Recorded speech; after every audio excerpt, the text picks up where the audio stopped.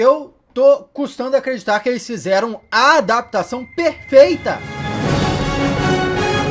Olá, como vai? Tudo bem? Eu sou o Miguel Loquia e essa é a minha análise e nota do episódio 8 da segunda temporada de What If. Caramba, essa reta final da segunda temporada tá supimpa, espetacular. O que aconteceria se os Vingadores se reunissem em 1602? A Marvel tem uma série de histórias em quadrinhos escrita por Neil Gaiman que se chama 1602, que conta a história dos personagens da Marvel ali nessa época, não é? No final desse vídeo, eu vou te contar o que acontece nessa HQ aí do Neil Gaiman, e eu aposto que sabendo da história escrita pelo Neil Gaiman, você vai gostar ainda mais desse episódio. Eu arrepiei assistindo isso aqui. Outra curiosidade também é que 1602 é um universo que meio que voltou também em 2015, no mega crossover dos quadrinhos das Guerras Secretas.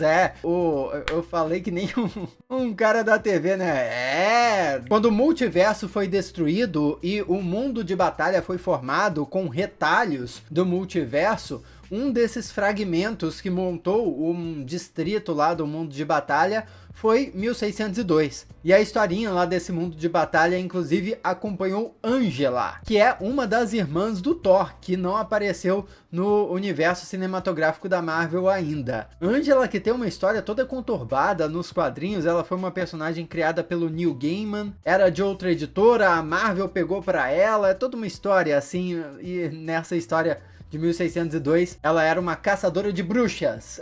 Cuidado, Feiticeiro Escarlate. Eu gosto bastante da Angela, quero ver ela nas adaptações do cinema, vai ser bem legal. Apesar de que a história dela foi meio que adaptada com a Hela, né? Esse lance da irmã perdida e tudo mais, a Hela é meio isso no universo cinematográfico da Marvel. Enfim, esse episódio já continua direto de onde o episódio da Capitã Carter acabou. Vimos ela sendo sugada para a realidade 1602, e aqui estamos vendo ela atuando ali. É uma realidade onde a família do Thor não tem poderes aparentemente de Asgardianos, apesar do Thor no finalzinho demonstrar poderes elétricos e tudo mais, mas eles são simplesmente uma família real. E quem estava comandando inicialmente não era Odin, mas sim a irmã, que eu até pensei de cara que fosse o Loki transmutado numa mulher, mas era a Hela. Agora, por que o cetro era o símbolo do reinado e não o martelo? Que inclusive parece tão desinteressante para eles ali na história que o Thor até deu o martelo pro Loki e perguntou pro Loki depois onde é que ele tinha enfiado o martelo, e o Loki até esqueceu. Mas possivelmente porque o cetro tinha uma joia do infinito ali. Isso ficou bem óbvio. No universo dos filmes, a joia do infinito do cetro é a da mente. Mas nesse episódio, tudo cheira a joia do tempo. Fica ainda mais evidente no final. É irônico que essa trama e o núcleozinho do Thor se inspire bastante numa tragédia shakespeariana. Porque afinal de contas, o primeiro filme do Thor, que contava a história de como ele foi banido de Asgard e o Loki traiu o pai adotivo, quis usurpar o trono, enfim, também foi muito, mas muito inspirado nas tramas de Shakespeare. Diálogos entre o Loki e o Thor são muito shakespearianos naquele filme. Portanto, é uma relação direta. O Rogers, Hood e o seu bando é uma graça de assistir, é muito legal ver eles juntos. E é um detalhe especial já terem usado o visual do Steve Rogers em Guerra Infinita. Ele estava com o escudo de Wakanda, o que já era uma pista do que seria revelado no fim do episódio. O design de personagem de todo mundo aqui nesse episódio tá incrível, absurdo. Eu quero action figure de todos, pode? Dá pra ser? Vou começar a economizar dinheiro hoje. E nessa cena, os Vingadores estão unidos para roubar a carruagem do Loki, justamente quando a Capitã Carter chega. Mais uma vez, o Loki sendo o motivo da reunião dos Vingadores. Um detalhezinho muito especial, porque no primeiro filme dos Vingadores foi por causa do Loki que os Vingadores se reuniram. Nos quadrinhos, na primeira história dos Vingadores, eles lutaram contra o Loki, e a Marvel percebeu esse padrão aí também e desenvolveram até uma história onde chamaram o Loki do Vingador Primordial, o Avenger Prime.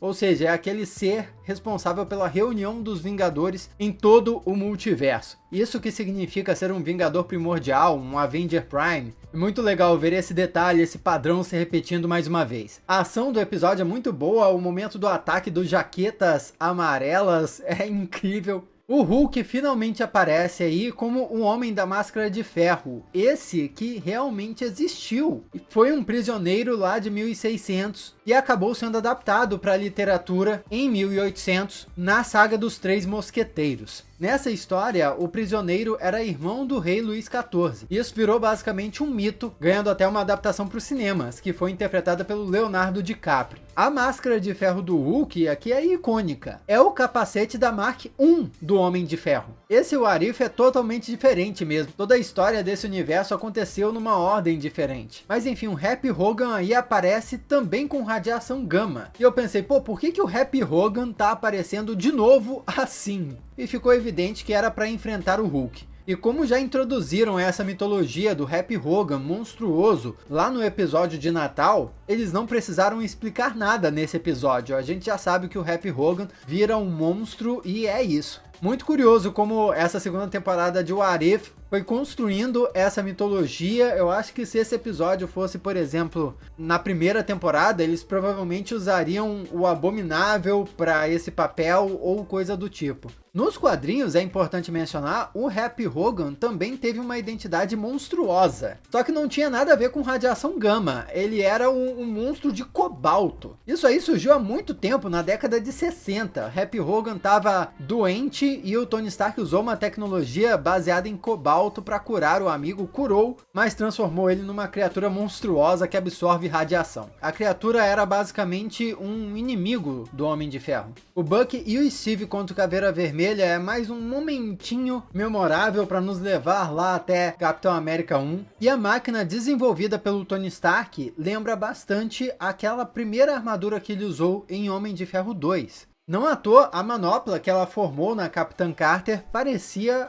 parte de uma armadura. Logo fica evidente que a joia no cetro desse universo era a joia do tempo, porque a energia era verde, as anomalias que apareciam no céu eram verde, cheiravam a joia do tempo. E o Steve foi parar lá porque ele atingiu a joia do tempo. Nós podemos ficar aqui muito tempo analisando a física da joia do infinito, né? Como é que o Steve Rogers atingiu uma joia do tempo e foi parar em outro universo? A joia do tempo deveria só botar ele para viajar para o passado, e no passado do universo onde ele estava, aqueles heróis não existiriam, não faz sentido, mas assim, joia do infinito, Marvel. Acho que nessa altura do campeonato realmente não faz muito sentido nós discutirmos qual a lógica da física de uma joia do infinito, até porque não tem nem como saber com 100% de certeza o que uma joia do infinito pode ou não fazer em determinados contextos. Então, pô, agradou meu coração, meu lado emocional, agradou meu cérebro, minha parte racional, tá tudo certo. E eu não disse que conhecendo os quadrinhos daria pra gostar ainda mais desse episódio? Pois bem, deixa o like pra dar uma força à família Loquia.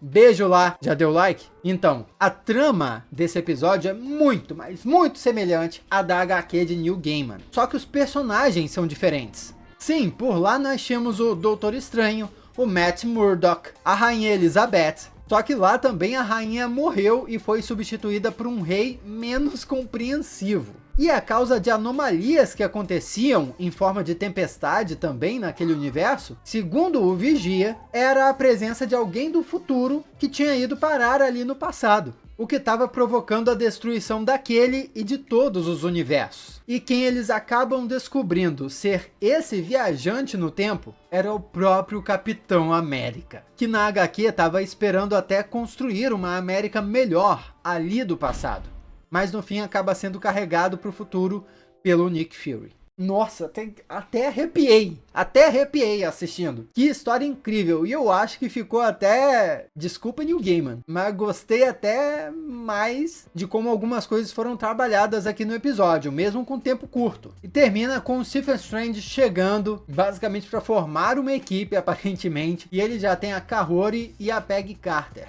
Quem mais vai integrar esses planos do Doutor Estranho aí? Mas vamos falar das coisas ruins. Eu adorei de fato esse episódio, porém, o Thor como antagonista ficou muito, muito raso para avançar a história. Ele ficou um antagonista ruim. Qual o propósito do Thor? É só um rei mesquinho, medroso? Não é horroroso, mas também. Vamos para as notas. Personagens, nota 9. Ambientação, 10. Ação, 10. Drama, 10. História, 9. Com um final, 10. Uma nota por diversão seria 10. E uma nota crítica, 9. Mas acho que tá perto da perfeição, viu? Comenta suas notas aí, vamos trocar essa ideia. Aqui do lado tem outros vídeos que você já pode assistir. Muito obrigado pela sua companhia fenomenal. Olha, vou avisar com antecedência que não sei se eu vou conseguir fazer o vídeo de What If amanhã, viu? Ano novo. Mas muito obrigado pela sua companhia fenomenal até aqui. Eu sou Miguel Loquia e a gente se vê na próxima.